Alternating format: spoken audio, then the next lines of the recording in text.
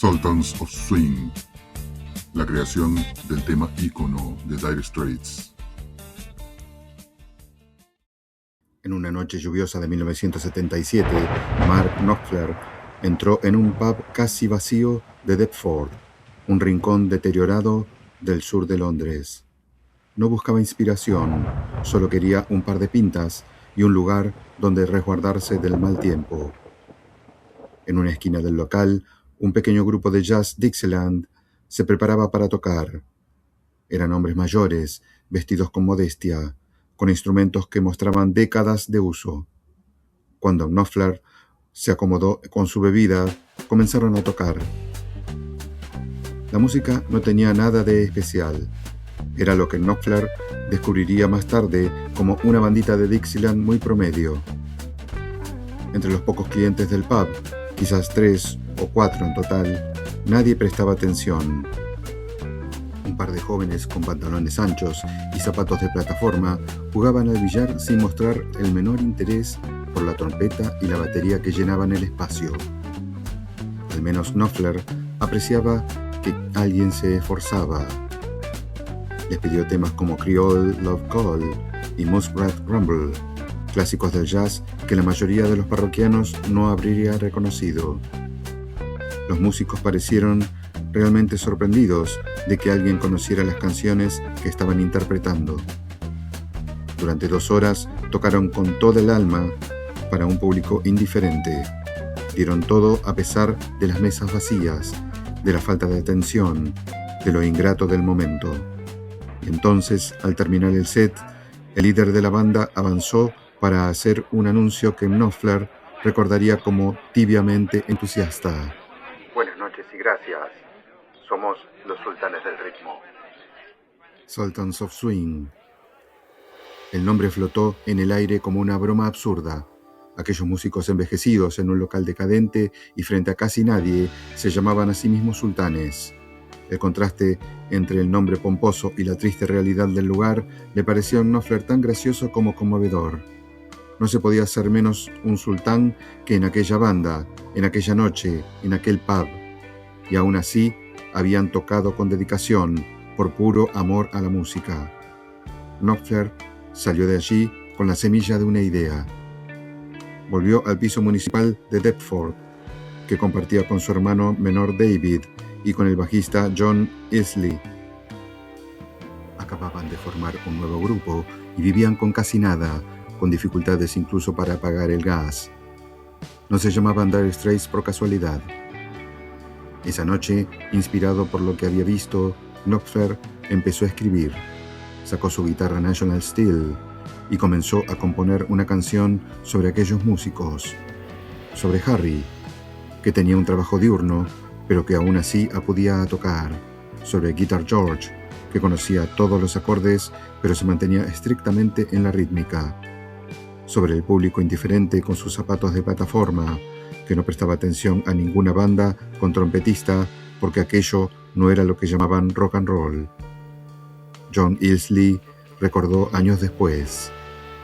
La primera vez que oí a Mark tocar una versión de Sultans of Swing fue en ese piso, pero la canción era completamente diferente.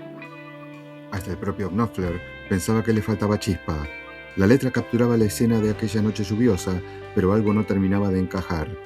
El sonido de la National Steel, con afinación abierta, le daba cierta atmósfera, aunque resultaba apagado, incompleto. Entonces todo cambió. En 1977, Knopfler logró reunir el dinero suficiente para comprar su primera Fender Stratocaster, un modelo de 1961 con mástil de Polisandro. Era una Strat roja que pronto sería legendaria, la guitarra que definiría su sonido durante años. Poco tiempo después de la compra, Knopfler se acercó a Isley con renovado entusiasmo. ¿Recuerdas esa canción con la que estaba trasteando el otro día? Bueno, he reescrito toda la estructura de acordes. Conectó la Stratocaster del 61 al amplificador Fender Vibrolux de Isley y empezó a tocar. Más tarde, Knopfler explicaría. La canción cobró vida en cuanto la toqué con ese Stratocaster del 61. Los nuevos cambios de acordes se presentaron solos y encajaron perfectamente. La transformación fue inmediata e innegable. Lo que había sido una composición modesta de folk blues se convirtió en un groove de blues rock ardiente, con fingerpicking intrincado, ritmos fluidos y una sofisticación melódica que no se parecía a nada que sonara en la radio. La canción por fin tenía la chispa necesaria. Isley recuerda: sonaba bastante bien. Todo es tremendamente sencillo. Es la interpretación lo que lo hace intrigante. En ese ritmo rodante, en la guitarra, un bajo y una batería muy simples y por supuesto una historia. Y seamos sinceros, todas las buenas canciones tienen una historia.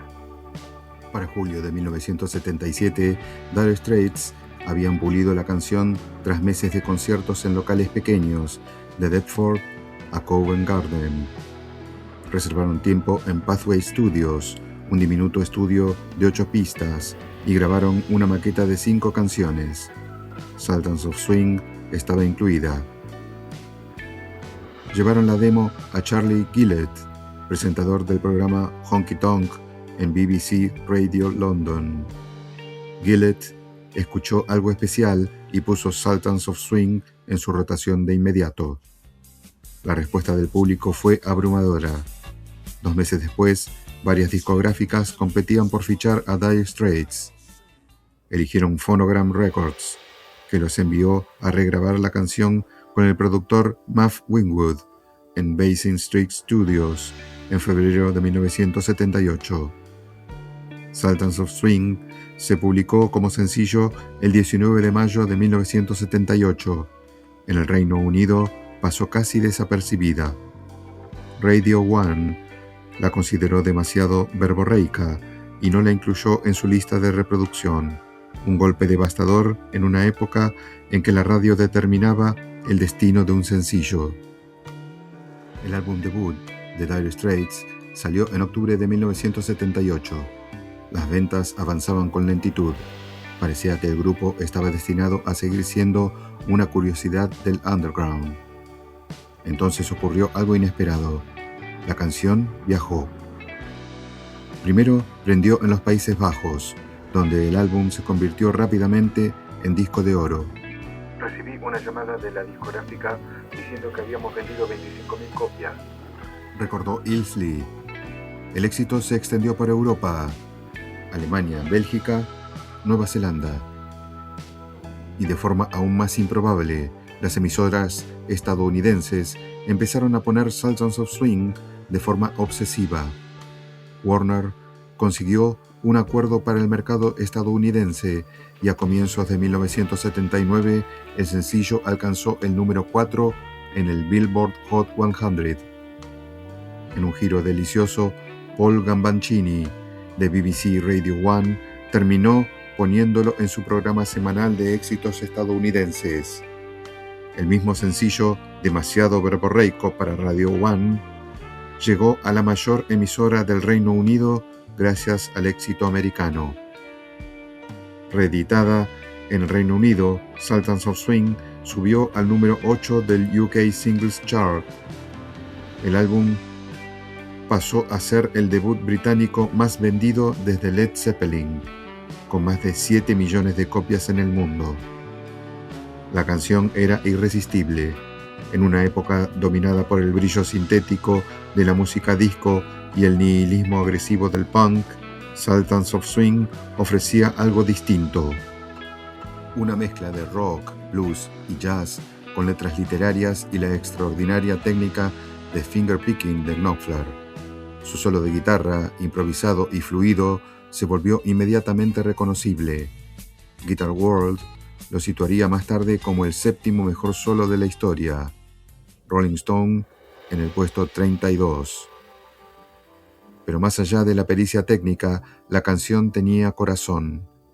Celebraba a los músicos que tocan por amor, no por fama, a quienes se presentan noche tras noche en salas casi vacías porque la música importa. Al cantar sobre aquellos Sultans of Swing, el envejecido grupo de Dixieland de aquel pub de Deptford, Knopfler capturó algo universal acerca de la dedicación artística y la dignidad de seguir adelante aunque nadie mire. Isley reflexionó. Supongo que se puede decir que Sultans of Swing fue la canción que lo empezó todo. Tuvo un impacto enorme. Estas son las cosas que te impulsan a seguir. Dire Straits se convertiría en una de las bandas británicas más exitosas de los años 80, con más de 100 millones de discos vendidos. Tendrían éxitos masivos como Money for Nothing y Brothers in Arms. Dominarían MTV y llenarían estadios en todo el mundo. Pero todo empezó con aquella Stratocaster del 61 que Knopfler compró en 1977 y con una canción sobre una banda a la que nadie escuchaba. La guitarra llegó a ser tan importante para él que décadas después, cuando subastó gran parte de su colección legendaria, incluyendo la Gibson Les Paul que usó en Money for Nothing, se quedó con la Stratocaster del 61. Mark explicó: Quieres conservar las cosas que son como reliquias familiares. Es lo mismo que la Strat número 1 de Sultans of Swing. Así que tengo cuidado con eso. Esa Stratocaster transformó una composición anodina en una obra maestra. Lanzó a una banda desde un piso municipal de Deptford hasta la fama internacional. Y todo ocurrió porque Mark Knopfler entró en un pub en una noche lluviosa de 1977 y prestó atención cuando nadie más lo hizo. No sabemos si los verdaderos Sultans of Swing alguna vez supieron que inspiraron uno de los clásicos más perdurables del rock. Pero en aquel pub vacío de Deptford tocaron con el corazón y dejaron todo lo que tenían para dar. Y eso fue suficiente.